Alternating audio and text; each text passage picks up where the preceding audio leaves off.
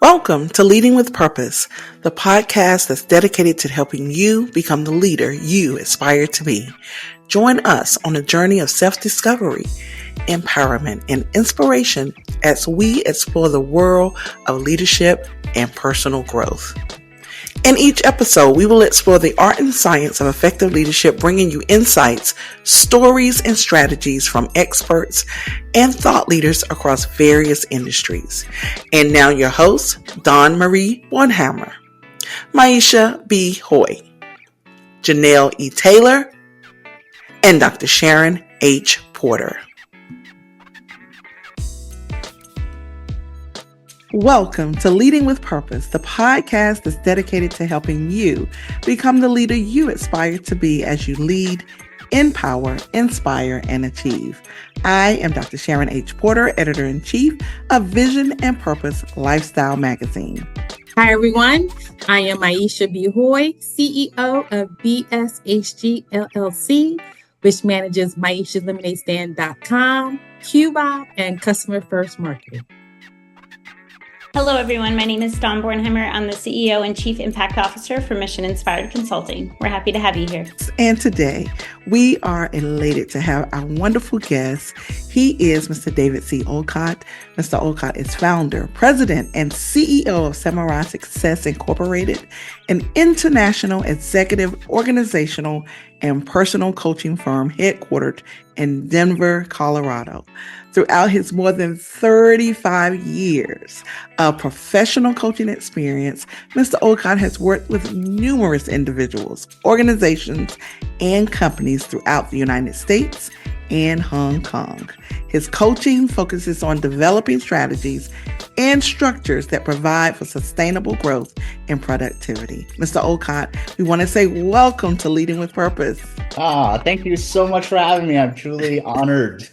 Absolutely. We are really excited. We have unbelievable guests each week. And so we are just excited to continue that momentum with you. So thank you so much for being here. And I have the pleasure of giving or asking the first question. And I really just want to know about the start of your journey in coaching and creating your company. Can you take us back and let us know how it all began?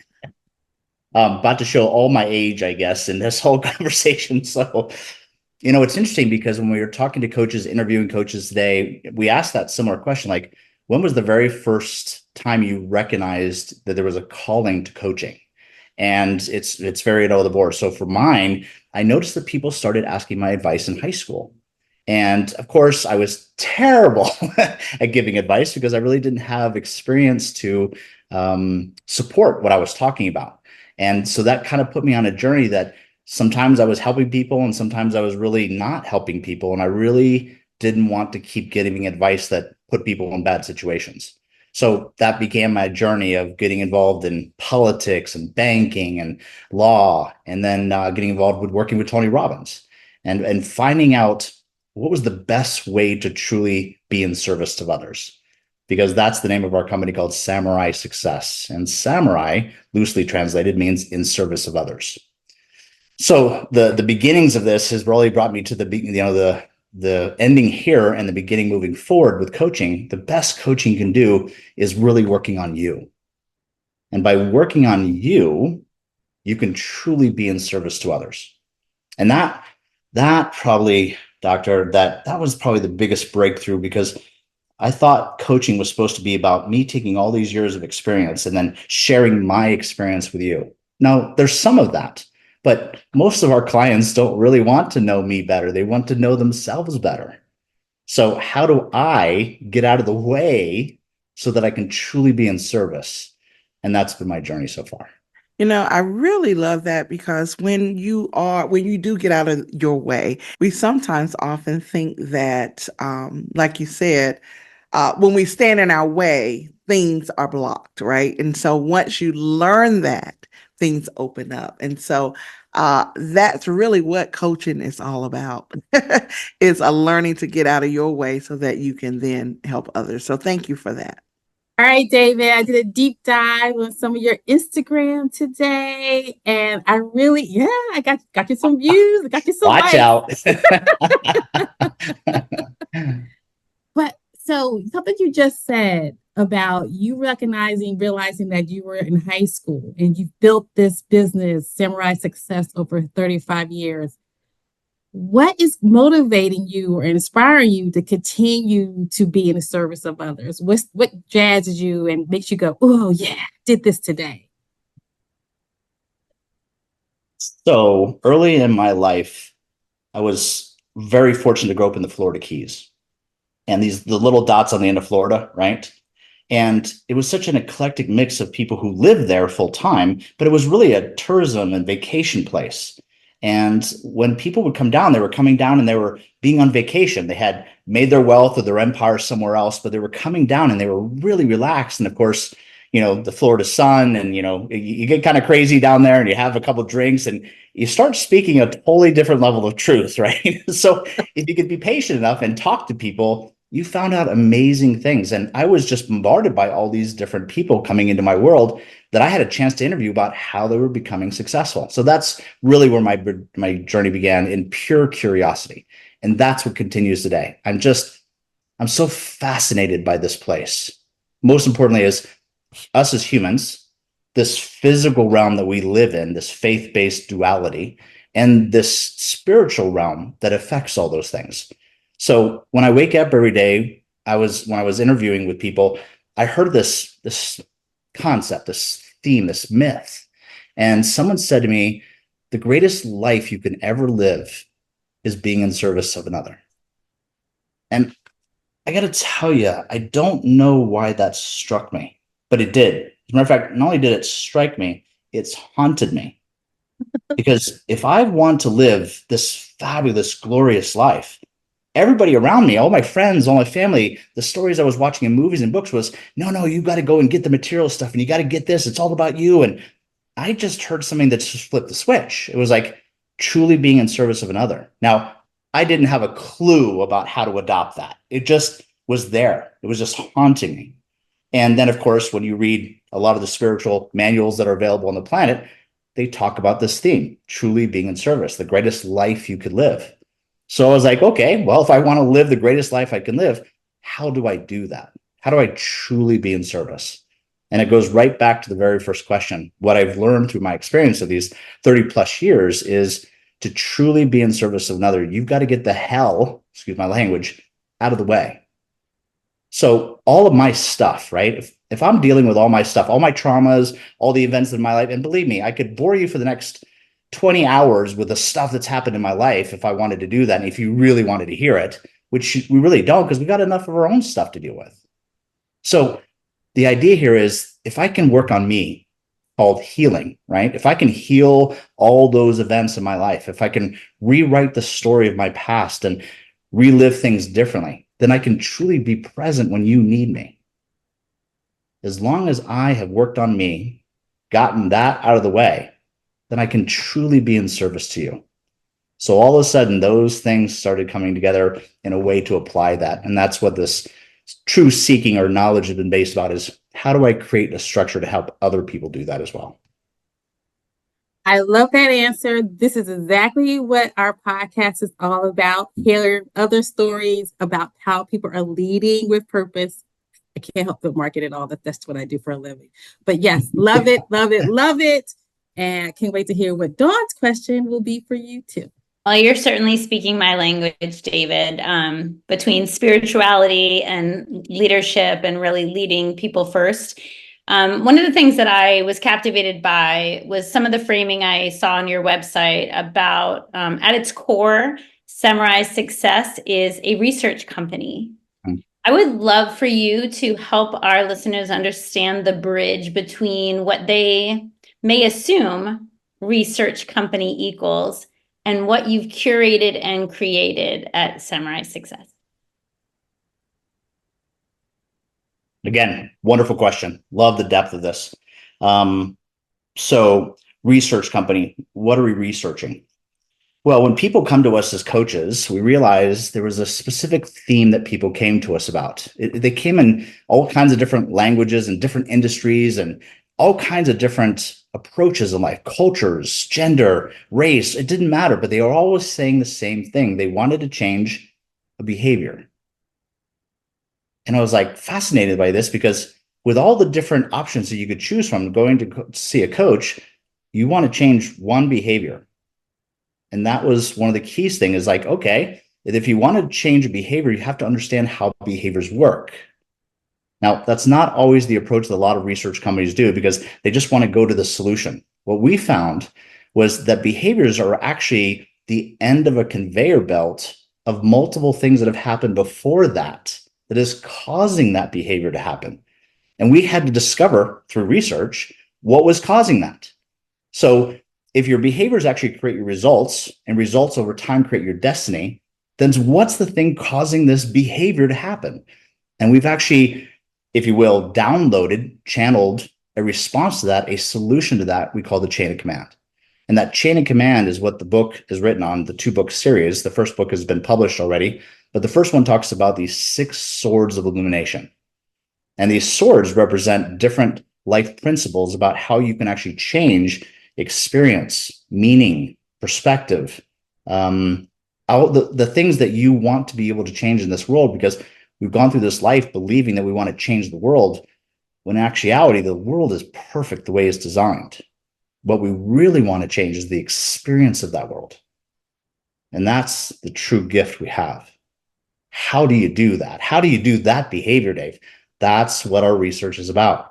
And what's fascinating about it is that we don't realize that as dissimilar as we seem to be, we're actually not at all.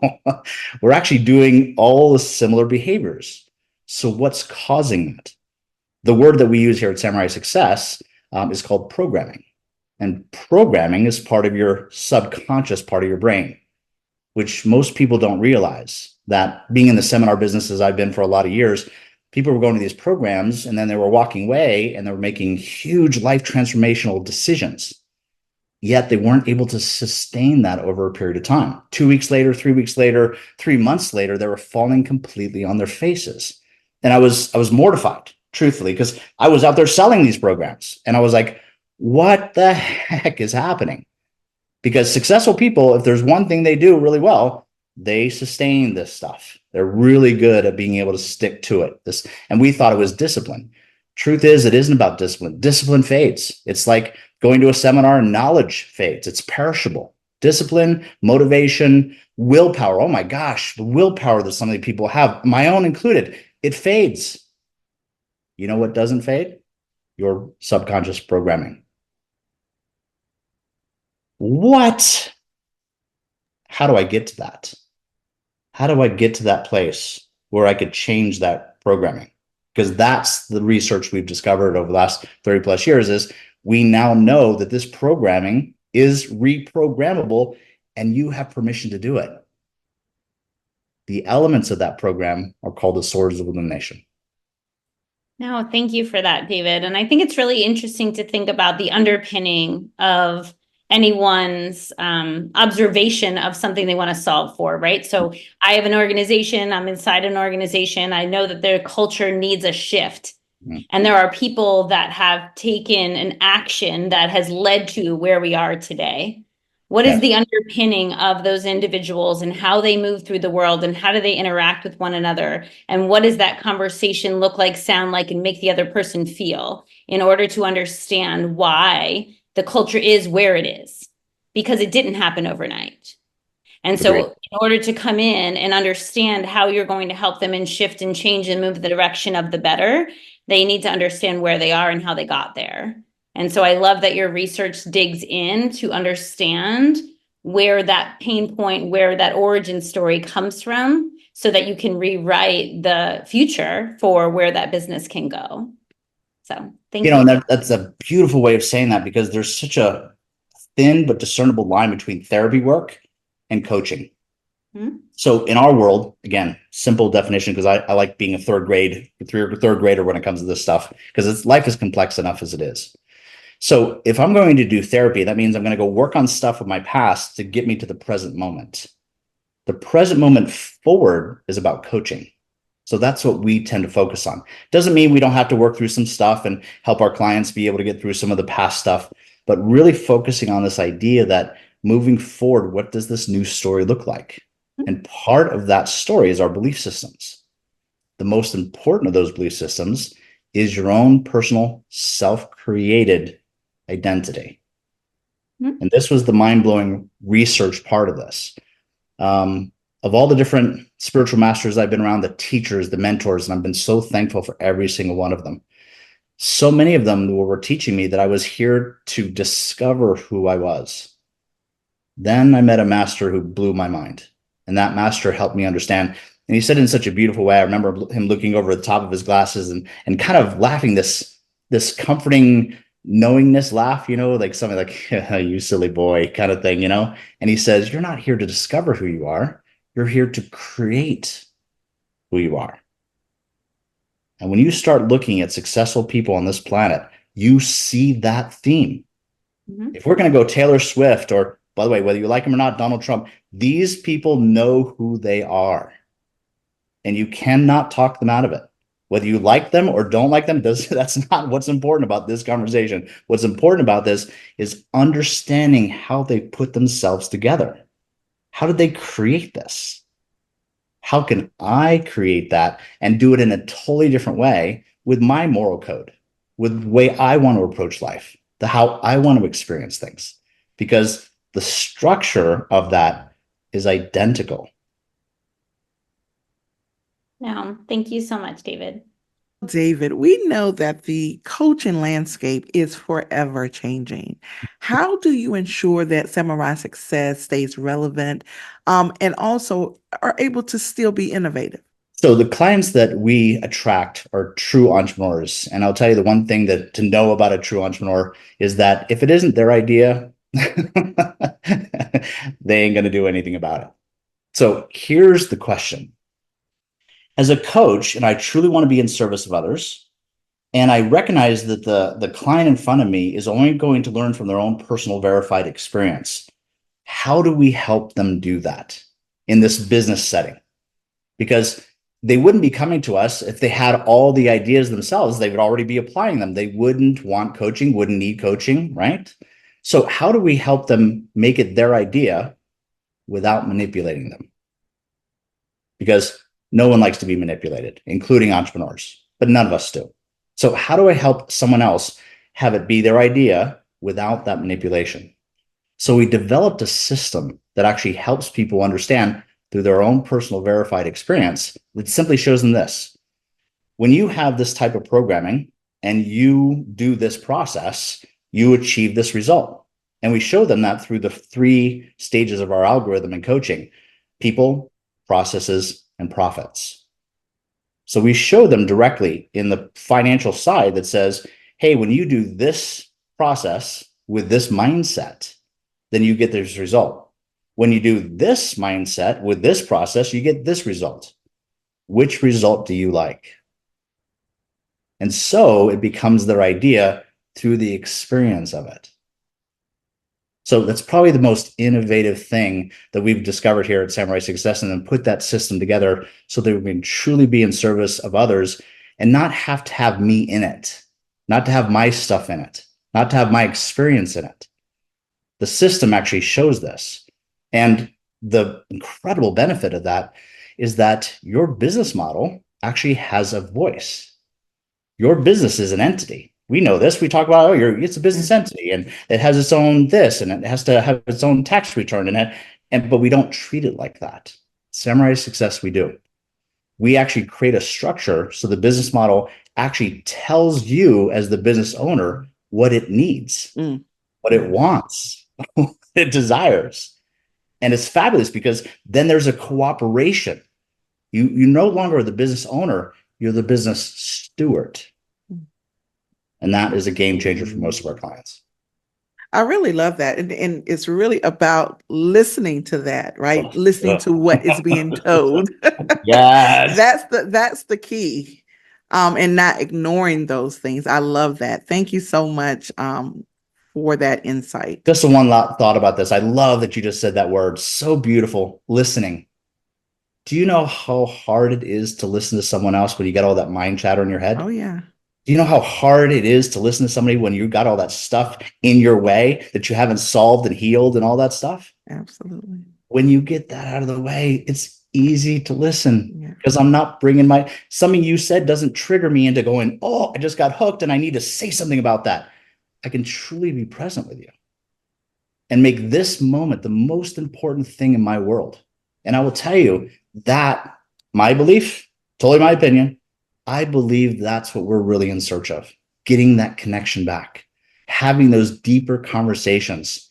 But I have not found it in my lifetime where I can have those deeper connected conversations without being present. Yes. Person I'm talking to.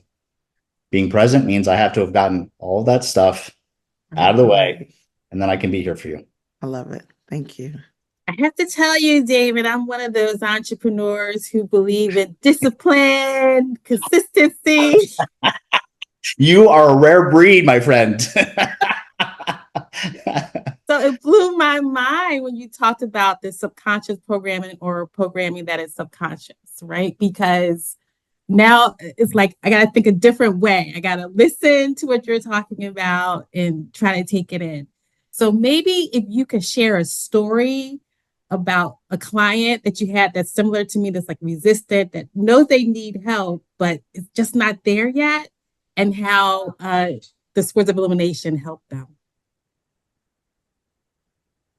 So one of the things we talk about here at Samurai Success is that your behaviors do create your results. And so this simple formula, B equals R, right?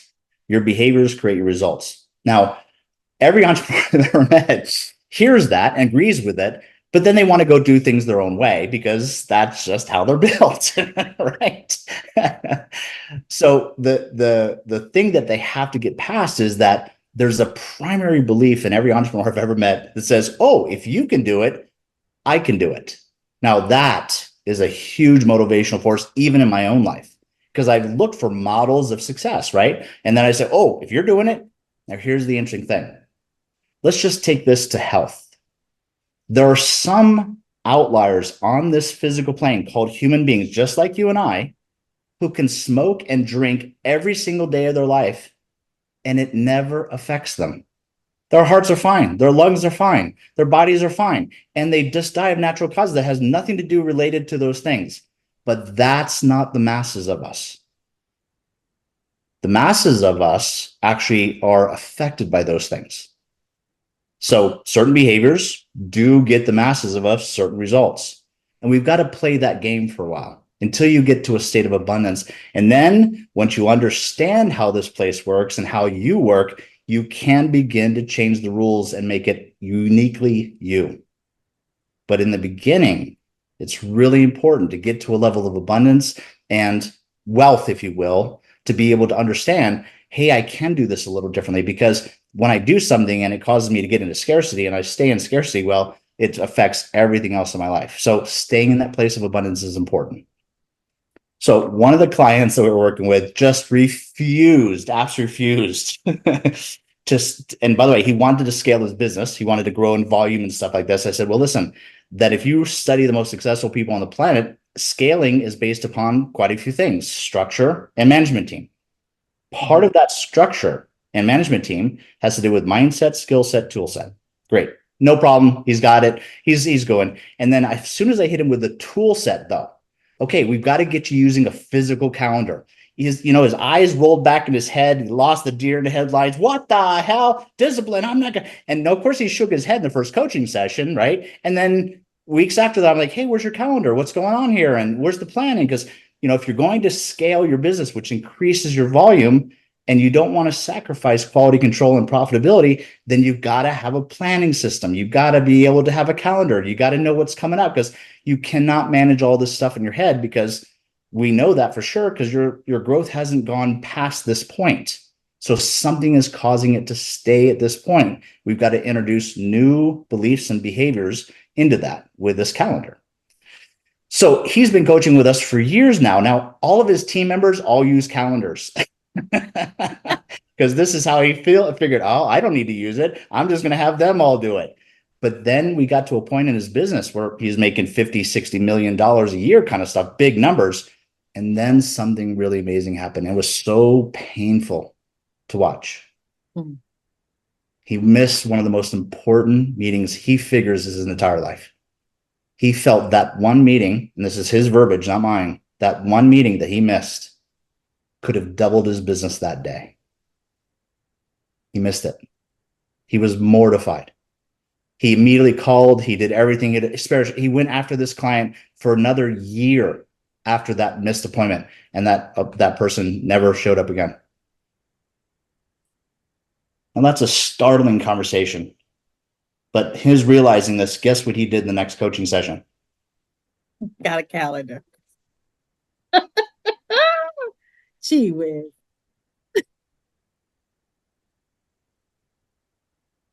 A missed opportunity like that is what entrepreneurs we dream of. We dream of those moments. You know that. Mm-hmm. And that moment was here for him, and then it was gone. Writing it down, just taking a moment, 5 seconds, could have totally shifted his entire destiny. But we don't get a chance to experience that now.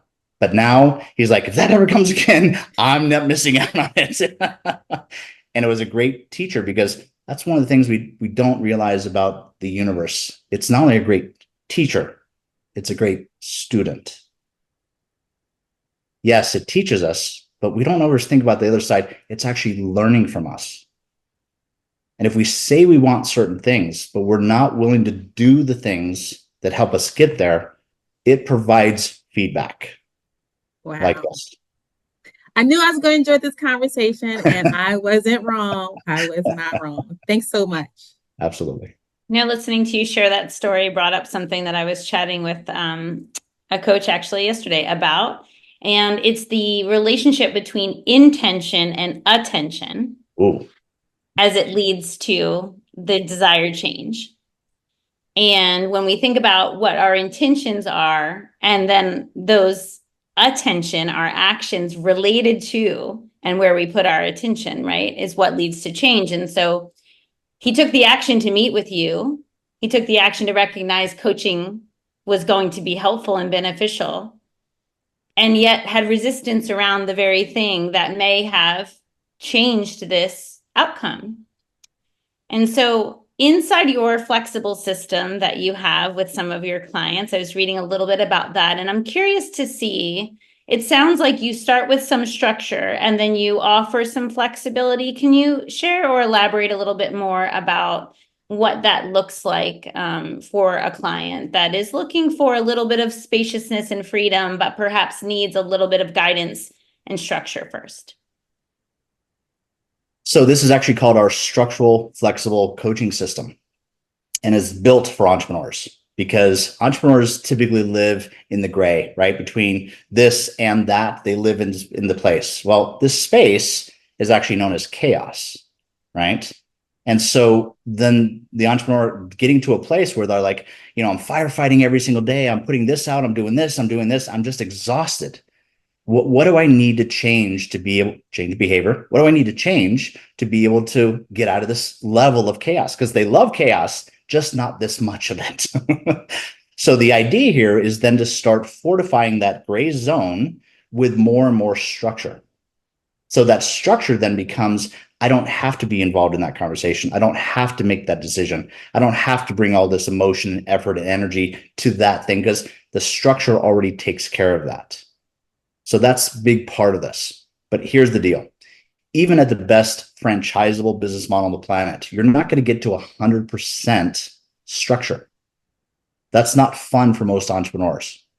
And it's not about necessarily having fun, because really making money isn't sexy. It's something that if you just follow along in the tortoise and the hare concept, right? You just keep going along. That's how you build real wealth. But for most entrepreneurs who are dopamine fiends, right? They're looking for that adrenaline rush. There's got to be some of that flexibility in there to be able to make things happen.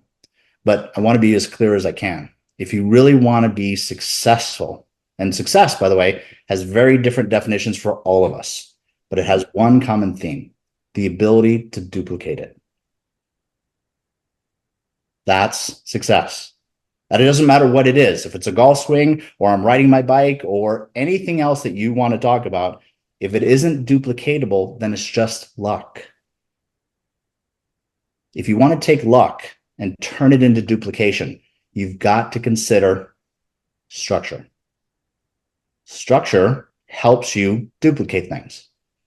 And so let's imagine you haven't done your tax return, which is coming up here September 15th for most people, right? And you haven't done that for a whole year. You know, your CPA, I just take this box of receipts over to my CPA and I throw it on his desk or her desk and just make it. Well, what if there was something else you could do so you weren't stressed out of your mind or stressing your CPA out by having a process written out about how you did it last year? And then you just simply pull that file out when it's August of this year, because you know your tax season is coming up because it's right there on your planner, your calendar. And you just grab this folder and it goes, step one, do this, step two, and you just do that. And then the task is done at a really high quality level. And it didn't take you as much time, which is another form of profitability, time and money, right? So now I have a process structure to be able to help out with that. I will tell you this, the entrepreneurs I know that build this structure in their world are so fascinated by how much more creative they get to solve solutions in the chaos or gray area, because the energy that it took to be able to do all that other 80% of structure, like figuring out a plan every single time they were doing the same task and project over and over again, all that energy was being wasted that could have been structured to then use with creating innovation for solutions to the marketplace. You give an entrepreneur that kind of power back to them, they're fascinating. They're unbelievable and unstoppable. The work is putting that structure in place so that all that 80% of structure gives me all that energy back for this to solve for right now.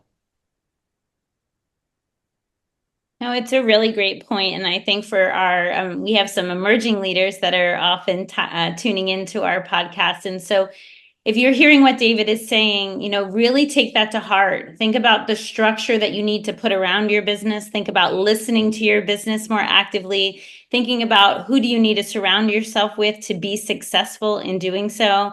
And if you can put those guardrails out, it will free up some space for your innovation, for your creativity, and more spaciousness for what you really love, which for a lot of you is that visionary piece. So thank you so much, David, for that. Absolutely. Okay, David. So, you know, we've talked about coaching and leading, and it has just put me in the realm of Doug Reeves' leadership framework: leading, losing, learning, and lucky, right? And leading really speaks to what you were talking about, that duplication or replication, which is what he says, that if you can replicate and duplicate, you are leading at that point. And so I just wanted to just see, how do you approach leadership with your clients, with your team? What does that approach look like for leading in Samurai Success? Yeah. Wow. What a great question, for the fact that most of us on this planet right now are thinking that we have permission to lead others. I will tell you that for most of the entrepreneurs I know, if I said to them, listen, I'm going to have you let me lead you for the next 5 minutes of your life, most of them will kind of go, no way. That's not going to happen. So what is it about leading? I mean, what we nearly need to do from a research side is just take a look at where most leadership happens, and that's with parents with kids. So if you take it down to the core of really watching parents and their children, how do we lead? By what we say or by what we do? And most of us get to that same answer. It's because what we do, because our kids are constantly modeling what we do, not what we say. So our approach here at Samurai Success is, first of all, if you're going to want to lead other people, start here first. Be exceptional, be your best, because you're going to realize at that point, you're going to have to ask for a huge level of permission to be able to lead other people. But that leadership should come through demonstration, not by what you say or your experience. Because remember, people don't learn from your experience. They learn from their own personal verified experience. So the true leaders that have been in my life have always provided this, an opportunity for me to experience what they could say, but choose not to. And when they lead that way, well, I'm very thankful to be the man I am because of that kind of leadership style in my life. I love that. That's true leadership. That's what you just described. Thank you for that. So you, this is just a great conversation. And Dawn mentioned or alluded to that we have a lot of emerging leaders. We have leaders of all ages listening to our podcast and contacting us.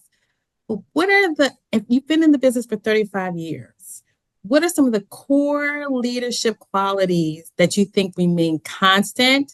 You just said leader showing up or parenting leadership. But what are that 1 or 2, 3 core constant leadership abilities that we all need to have as we grow in our businesses and as leaders? So taking a look at it from a feedback loop, or where I've watched leaders, managers really fail miserably. And the one major thing I've seen is when the leader is not as well educated or informed through experience on the task or project they're actually teaching to somebody else. I will tell you that's the number one reason by far why other people won't follow that. And sorry, they shouldn't, because there's a level of congruency, frequency, if you will, that comes from me knowing what I'm talking about. And we're having a fun conversation right now. I was like, wow, 35 years of experience. Let's see if this guy really knows what the hell he's talking about. And that's good. Thank you for doing this with me. Because if I'm not speaking from a place of authenticity, then you shouldn't be listening to me. And we've really stopped doing that in our world, in our country, and in our own families kind of stuff. We should be looking for that authenticity. How is someone demonstrating this over a period of time? So if I was going to give one suggestion to leaders, it would be what Don and I were talking about earlier, which was you've got to write down the structure of the stuff you're teaching. If you understand that structure, then you should be able to hand that structure, that process, that project idea to someone else in a written format so that they can follow and be successful at that as well. Because I will tell you, winning is fun for all of us. And if you're telling me you want me to do this task or project and you hand me the recipe for that success, and I walk home that day being successful because I know I did that, I'm winning. I feel good about me coming in the next day and doing that. Too much in our corporations today, we're telling people what to do. Now, here's a fascinating thing about human beings. There is a system called visual, auditory, kinesthetic, olfactory, and gustatory. These are the 5 senses, right? So visual, auditory, kinesthetic, learn by doing. Olfactory, smell, senses. And by the way, a lot of people are influenced by that, right? That's why we wear perfume and we do all these colognes and stuff. We are wanting to attract things. And then there's this taste thing. So let's just take those other 2 factors out and just go visual, auditory, and kinesthetic when it comes to the business world. Okay. Then you start realizing that as a statistical analysis, visual people on this planet are 25%. Kinesthetic people, 65%. So if I just do some quick math there, right? So I got 80 now. Oh my gosh, that means 10% of the general public is auditory. I'm counting on you having an auditory way of learning when there's a 90% chance that you are not that. Let's go even further down the rabbit hole. 65% of our children are failing in our educational system. 65%. 65% of our children are kinesthetic. How are we teaching in the university system, in our high schools? Auditory and visual. We're missing the key component for communicating people to take action, because they learn by doing. We're sitting at a desk, writing things, listening to lectures, writing them on the boards, but there's no interaction. It violates the very premise of me being able to learn something new. So as we do this, and we're really talking about this leadership stuff, you got to get to know your people. How do they learn best? Are they visual? Are they auditory? Are they kinesthetic? And by the way, if you have a written process and structure, you cover all 3 of those. Why take a chance? I mean, seriously, if I love you, and that's what we say, hey, these are my people, this is my family. If I love you, then this is my best investment in you. Me writing down the stuff that's in my head and putting it down. but we're not doing that. You got to make the change. It's interesting because one of the things I do with my clients is I ask them, are we doing this for you? Are we doing this for your next employee? Are we doing this for your next person? And if you look at it that way, then writing down the process so that you can share it with your future HR leader who can share it with the future employees. And I always say to them, you have that mission vision statement that you wrote, it has to go to everybody. So I'm glad that everyone that's listening, I'm finally get reinforcement in this idea of writing things down for the next person in your organization. And that's how you become a leader. And that's how you scale your business because everybody is on the same page. So I agree with you, David. Yes. It's fascinating because how I got to this belief and this passion for this concept, right, about writing this stuff down, was I was at the university and I was studying finance, and I had this remarkable man in my life, beautiful, beautiful man. He spoke 7 different languages, including Swahili. Just mind-blowing guy, just mind-blowing. And I remember writing this paper, and I was totally in a bromance with the guy because really, I just loved everything about him. And I was writing this it was 26 pages long, right? It was my biggest writing, and I was just free flowing with stuff. And I was saying, oh, I'm so good at what I do, and I can't wait to be above and be on top of the ladder. And I was going to be ahead of all the people because no one can work as hard as I am. I'm disciplined, total ego, just so you know, right?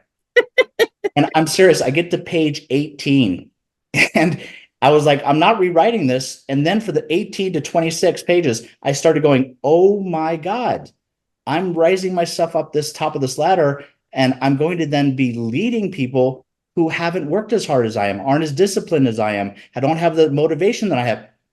What am I going to do? I'm in trouble. He gave me an A- on the paper. He says, it shouldn't have taken you 18 pages to get to that.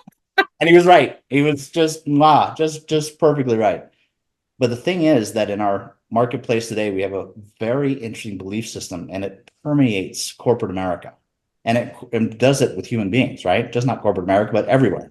And that is, make yourself indispensable. When you make yourself indispensable, guess what you don't do? You don't write stuff down. Because if I have it and you don't, it makes me competitive, and I've got the secret and you now need me. So it explains there's your programming. This is why we're not doing it. And until we change that programming, it's not going to change the behavior. Well, I think it's interesting. You've been sprinkling in quite a few examples of lessons that you've learned over the years throughout your journey. And I find it really interesting to offer our listeners some of those lessons so that they can take them and add them as pages in their playbook or in their toolkit. And so is there anything else that you would like to share with our audience that is a leadership lesson, something that you've learned over the years or through your journey that kind of stuck with you just a little bit more than something else, that became a page in your playbook or something that you continue to reflect back to other clients? So many different life lessons, and so many of them are already in the book. But let me share with something that's not necessarily in the book that really has empowered me to really think differently about this place. So much of my life, I was growing up in different belief systems. And that belief system was, you really shouldn't be taking care of you. The self-love concept was really a bad idea. And I watch it manifest from an ego perspective. And it doesn't really serve anybody else. It's all designed to be able to, do what I'm doing so I can get more of what I want. There's another way to approach that. And that's what I found my journey has been most expressed with. If I'm truly wanting to be in service of another, then I've got to work on me. I've got to work on this person. I've got to be able to figure out how to get the hell out of the way so I can truly be present with you. And I really can't stress that enough in this work, that if you're really going to be, if I want to make sure there's brownies at the Christmas party, what do I bring to the Christmas party? Brownies. Right. So if I want respect out of the relationship, guess what I've got to bring? If I want love out of the relationship, guess what I've got to bring? Listen, I'm not bringing that unless I'm full. I'm whole. Because if any part of that respect, love, or any other emotion you want to get from another person, if you don't show up with that, it's going to be very difficult to be able to receive it. So why not make it simple? Why not work on you so that when you show up, you're showing up full? You do not need anything else from the conversation so that you can truly be present. Because any part of me that isn't full, isn't bringing somebody to the party, that's the part that's going to need something from the conversation, and it's going to totally distract me from hearing the real miracle of the conversation. No, thank you so much for that. And I think what I would refer to it as self-leadership, right? And so I see leadership as a privilege, and we have the privilege to lead others. And in order to do that at our best, we need to lead ourselves first. So thank you for that, David. Beautiful. Well, David, we truly, truly thank you for being our guest today. I think we've all just learned so much. And I know our audience have learned as well, have really gained so much out of this conversation. And we want to give you the space to share your contact information, any social media information that you would like to share at this time. Great. Brand new to social media. We've only been on since January, if you can believe that, right? Seriously, 26 years. No marketing dollars, no social media whatsoever. It's been only referral based, which motivates us coaches to really be good at what we do. So it's worked out really well.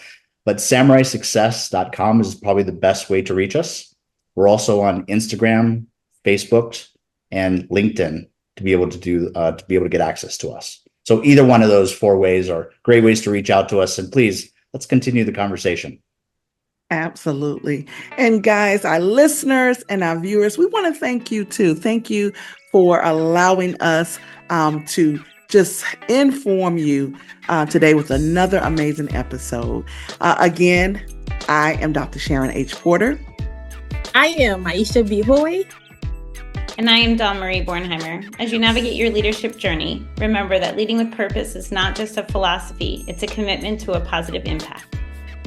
And if you enjoyed today's episode, please share it with your network, and don't forget to subscribe so you will never miss an opportunity to explore the intersection of leadership and purpose. Continue to lead, empower, inspire, and achieve. And until next time, lead with passion, lead with a positive intention, and by all means, continue to lead with purpose.